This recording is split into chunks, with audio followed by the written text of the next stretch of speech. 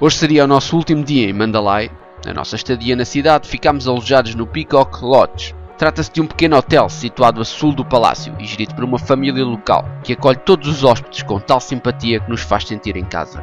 Por um quarto com ar-condicionado pagámos $30 por noite.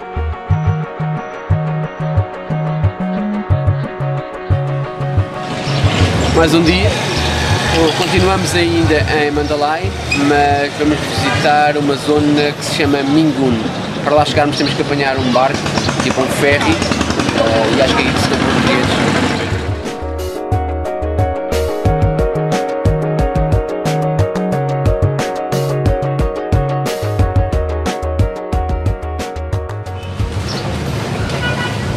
Cá temos os bilhetes, agora acho que é um daqueles barcos que está ali.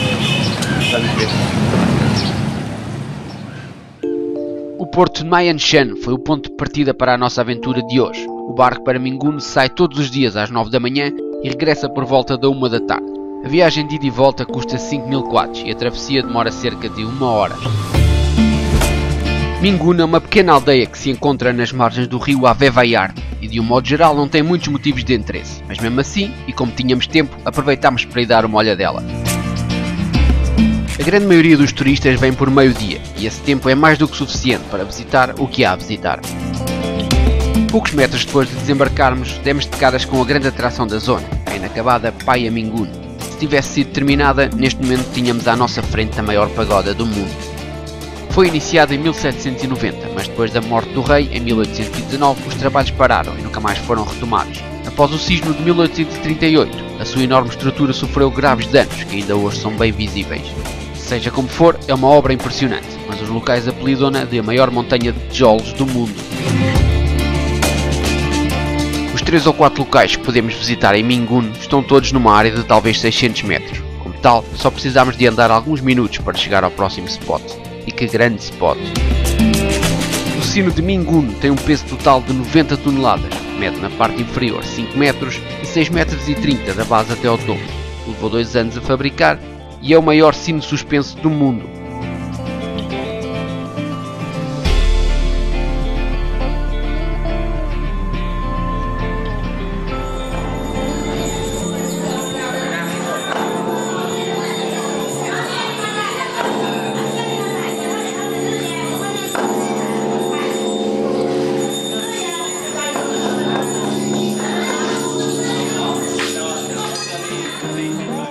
A nossa visita a Mingun estava quase a terminar. Para o último deixámos uma bonita pagoda situada na zona norte.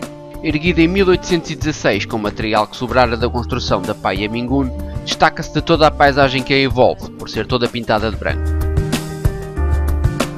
Em volta da stupa central estão 7 terraços concêntricos que representam os 7 picos que rodeiam o Monte Meru, a montanha sagrada da mitologia budista.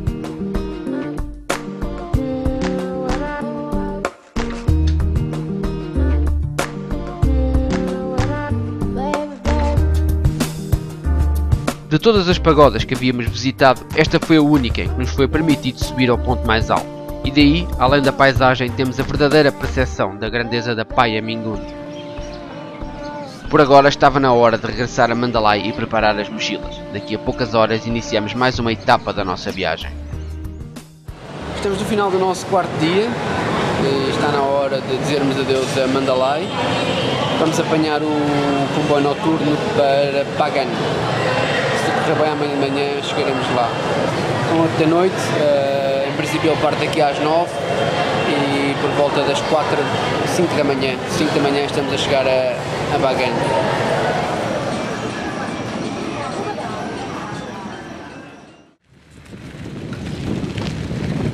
Como nós fizemos a viagem noturna de Mandalay até Bagan, estávamos um bocado cansados, então chegámos ao hotel e fomos descansar um bocado. Por isso só começámos a visita dos templos depois do almoço. É a pior altura porque está mais calor, mas como temos que aproveitar ao máximo o tempo, temos que nos sujeitar, não é? Está calor. E eis que tínhamos chegado a Bagan e às ruínas desta antiga capital de Myanmar. Este é sem dúvida um local mágico que cada vez atrai mais turistas e já entrou definitivamente no roteiro daqueles que visitam o Sudeste Asiático. À nossa volta temos cerca de 2000 templos e pagodas que datam de um período entre o século XIII e o século XIX, a altura em que Bagan foi a capital do reino da Birmânia.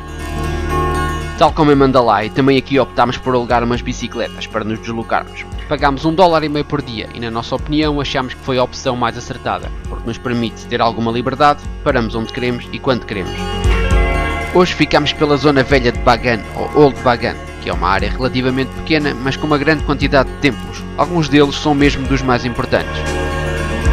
Entramos pela Taraba Gate, e o primeiro grande templo com que nos cruzámos foi a Paya Shwegogi, que significa Caverna Dourada.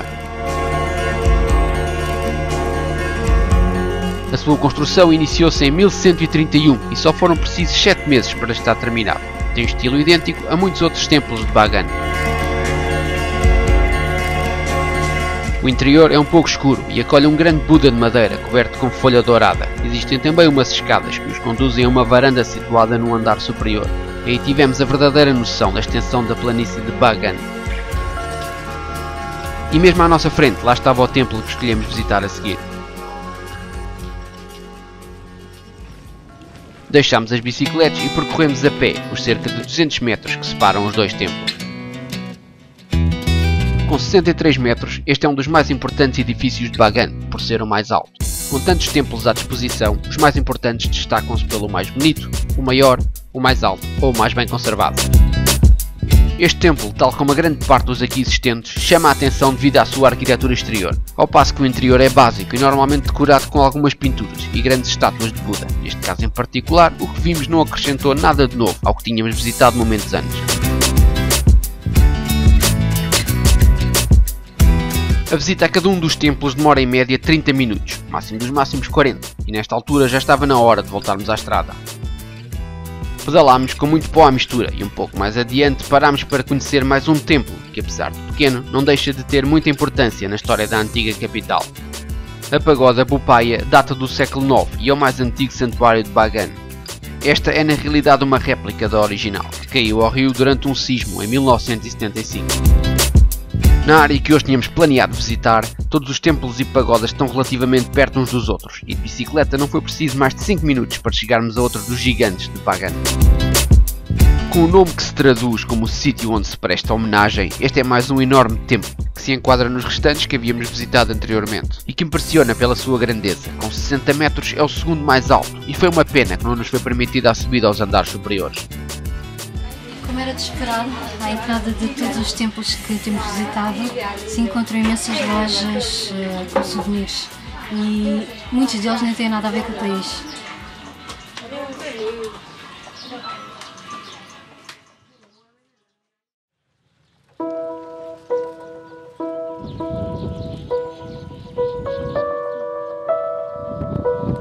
E é assim que nós terminamos o nosso primeiro dia em Bagan, a ver o pôr do sol. Encontramos aqui um templo só para nós e a vista é esta.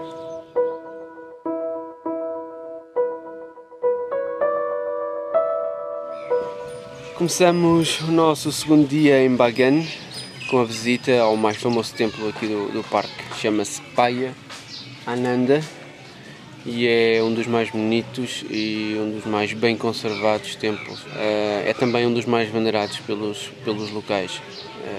Costuma sempre ter muitos visitantes, né, por ser dos mais famosos, por isso é aconselhável chegar bem cedinho.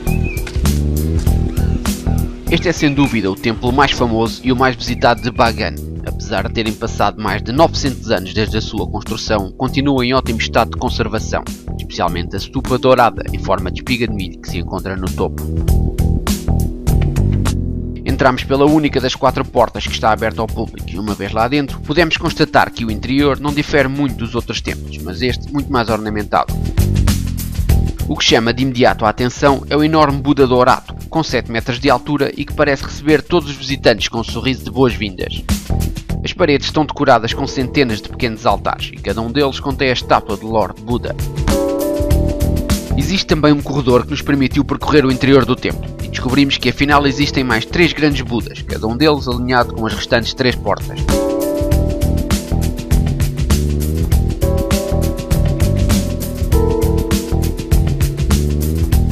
Hoje era o nosso segundo dia em Bagan e Depois de já termos visitado algumas dezenas de templos, a Pai Ananda não nos desiludiu e entrou diretamente para o topo das nossas escolhas.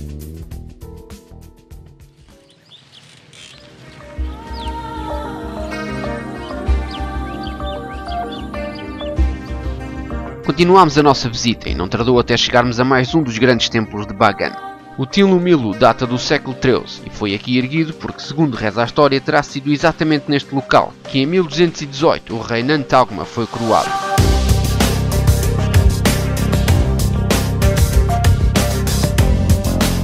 Para quem visita Bagan, é importante não esquecer de trazer um guia com explicações sobre os templos, um mapa que se arranja facilmente em qualquer hotel e é uma ótima ajuda para nos orientarmos. Água, um chapéu e, acima de tudo, protetor solar, porque aqui o sol é infernal. Para aqueles que alugam bicicletas, muita vontade de pedalar. E foi precisamente a pedalar, quase sempre por estradas de terra batida e sob um calor abrasador, que alcançámos a Paia Schwezendal. Este templo ganhou fama porque, segundo reza uma lenda local, terá aqui sido colocado durante a sua construção um cabelo de Buda, que muitos julgam estar entre os tijolos por baixo da stupa que se encontra no topo. Lendas à parte, convém referir que este é talvez o melhor local para ter uma vista de 360 graus da planície de Bagan. Aqui em frente ao templo encontramos um Buda deitado. Tem cerca de 18 metros e é lindo, é realmente muito bonito, mas é muito difícil de o encontrar, de sabermos que está aqui. Se não nos dissessem, não o tínhamos encontrado.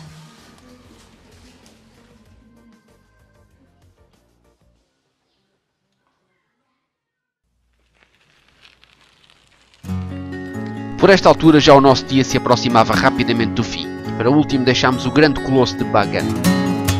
Este templo em forma de pirâmide é um verdadeiro monstro e à medida que nos aproximávamos parecia ficar cada vez maior.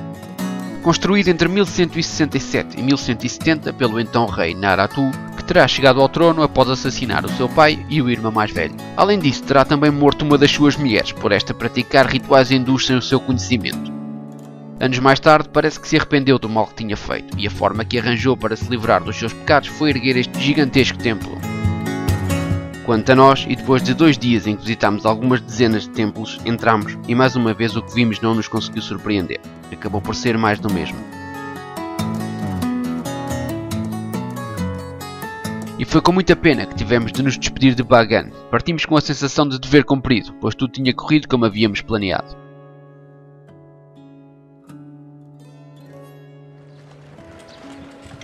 Está terminada a nossa visita aos templos de Bagan.